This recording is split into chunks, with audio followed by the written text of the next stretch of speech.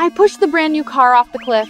Inside the car was still my 1-year-old son. All of this was only because of his little hands. He accidentally triggered the car's lock system, causing all the doors to lock shut. The moment I realized it, I grabbed a stick and jammed it into the car window, trying to stop the window from closing.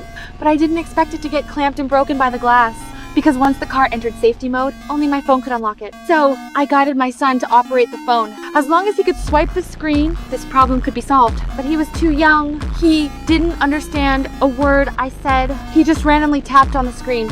In the end, my son was frightened into tears, and the phone slipped and fell with a snap. In that moment, I completely broke down. Then I picked up a rock from the ground and smashed it against the window until the rock shattered. But the glass remained perfectly intact. My son was terrified by my furious appearance and cried even harder. All I could do was try to comfort him through the window. I realized I had to get help. So I started walking forward along the Gobi Desert. Eventually, I spotted a power monitoring station in the distance. I ran over, only to find the iron gate tightly locked, and no matter how I shouted, no one responded. In the end, I had to climb the wall to get in. When I got inside, I found not a single person. It turned out tomorrow was a holiday, and everyone had gone home. I searched the entire station, only found a large wrench and a flashlight.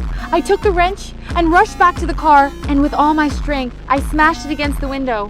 Still, not even a single crack appeared. At this point, I was utterly exhausted. All I could do was sit outside the car window, trying to lull my son to sleep.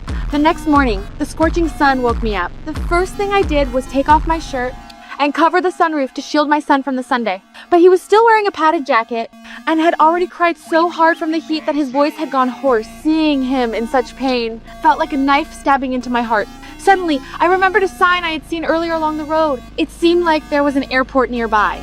Once again, I stepped onto the Gobi Desert to search ahead. There wasn't a single person in sight. After all my effort, I finally discovered an airplane. But just as I approached, I realized it was only a scrapped shell. I climbed into the cabin and found there was nothing inside, only an empty bucket.